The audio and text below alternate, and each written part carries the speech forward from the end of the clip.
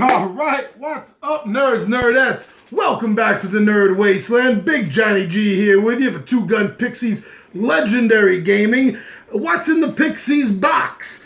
All right, just like the last installment, this is another gift I just got for the holidays at Christmas time. So I kind of did a soft opening of this as it is. But again, I didn't go through everything in it, so we can do that now.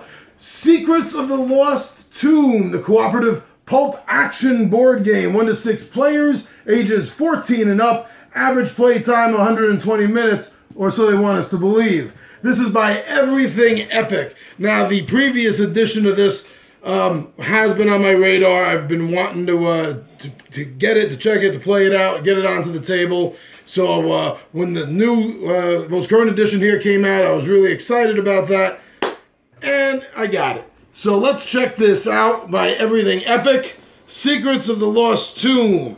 All right. So thank you, everyone. I wanted to say thank you, everyone, for subscribing and for liking our channel, our page, everything that we're doing. That's very cool. Thank you. All right. So the first thing I see here, we got two cheat sheets, as I like to call them. If I can get them out, here we go. Two cheat sheets, double-sided. Each one is identical, double-sided. Player reference charts. Okay, I think everyone that's been watching us so far knows that I'm a big, big fan of this. So Everything Epic, thank you. All right, let's get that off to the side. This I've already heard about, and I am already excited. I've been trying to figure out what game I'm going to jump on for Kickstarter this year, and right now, Secrets of the Lost Station might be at the top of the list, but we'll have to see. It's very early. All right.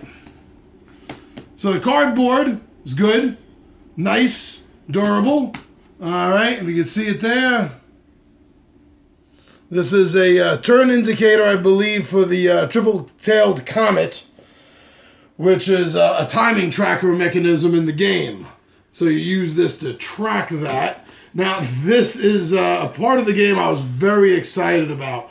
These go on to the player cards. These are connections for it, which help you keep track of everything, and it's going to end up using pegs, a peg system, much like Battleship or Dark Tower used, and I'm a huge, huge fan of that, and I'm so glad to see that another company is doing it again. I've been really wishing for companies to do that for some time. All right, so we got 3, 2 on each, so up for 6 players, like it says. Now, this is a tile-laying game, so here go the tiles.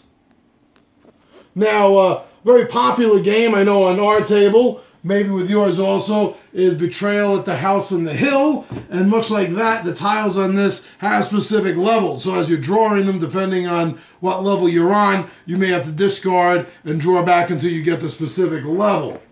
So, let's see, it says 13. 1 of 13, 8 of 13, 10 of 13. So there are a lot of chits, there are a lot of tokens with this, as you can see as well. 13 of 13. All right.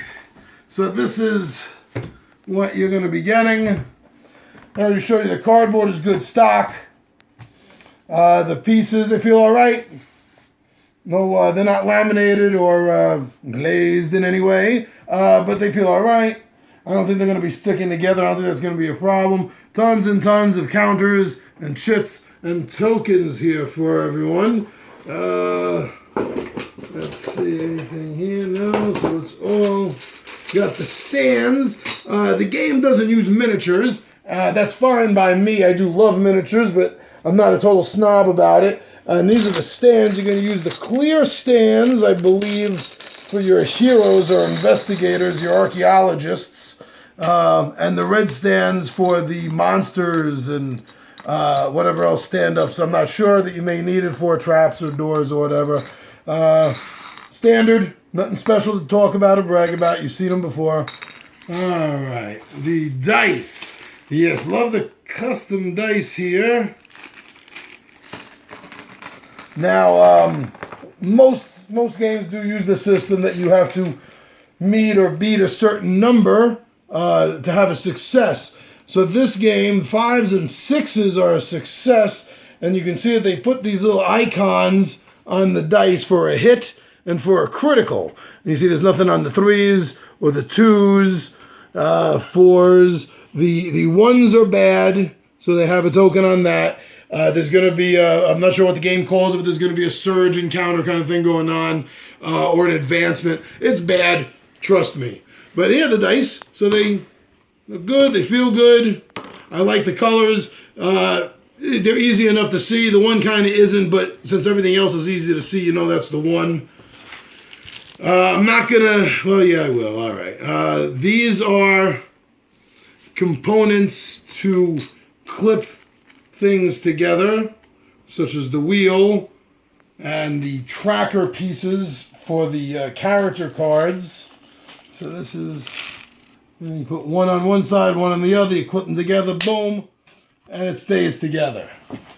All right, again, anyone's been following me so far knows this is another thing I like when the companies do. Thank you for the bags. It makes it easy for storage. Some people may want to go out and buy, you know, higher end storage equipment, but it's always nice when the companies do this. So everything epic, that's pretty epic. Thank you. Now here go the characters. There's the character cards here. There certainly seems to be more than enough characters for you to choose from in the game. I think the backs have, the backs have little write-ups in them. So I think, so what happens is you're able to clip this on to the character. So when you're actually playing the game, this is going to be the way your character card is going to end up looking. So you're going to have the pegs to be able to track everything down here. You're going to have the little wheel to help track your health on that, as well as your audacity. That's going to, it's a nice touch. I love it when games do little things like this. I really do. Here are the tracking pegs.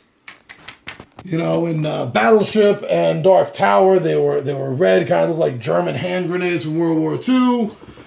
And then you have your cards.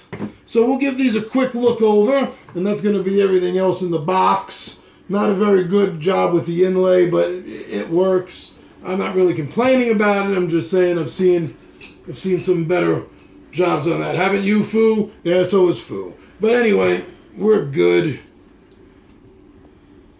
And by the way, I'm calling him Fu Manchu because that's who it's supposed to be. I'm not just saying that because it's an old-fashioned, possibly stereotypical looking drinking cup. Actually, it was a gift of mine from a trip to England. And that's exactly who it's supposed to be. Fu Manchu. And cards are good quality. Cards are good quality. They're not overly slick or glazed. They're not sticking together, but they don't slide around willy-nilly like crazy. And of course, as I always say, if you do sleeve your cards, you're going to want to get sleeves for these. If you're on the fence about sleeving your cards, these cards seem good enough. Really depends on how much the game's going to get played. If it's only going to see mediocre play time, you might not really feel the need for that. And let's just take a look at one of the sets of the small cards here, since I'm quite sure the others will be exactly the same in style, production, feel.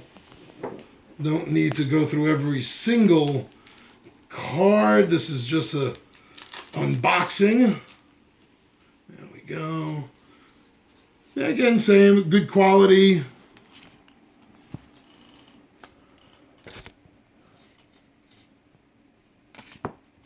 There you go. All right, so Secret of the Lost Tomb. Oh, by the way, it's a game that kind of mixes Indiana Jones with H.P. Lovecraft. Not exclusively just H.P. Lovecraft. There's other non-Cthulhian style villains that you're going to be fighting during the game. Each game has a different scenario with scenario boss on it. Some of them Cthulhian-like, some of them old school horror style. But very, very interesting. Everything looks good. I like the quality of everything. Oh, the rule book. I'm sorry. I had the rule book out separate. I had been looking at that earlier. It did come with one. But that's it. So I think this all looks pretty good. Again, thank you everyone for checking out the videos. Thank you for subscribing to Two Gun Pixie. And for everyone here in the Nerd Wasteland and the 20-Sided Warriors, this is Big Johnny G. I'm out of here.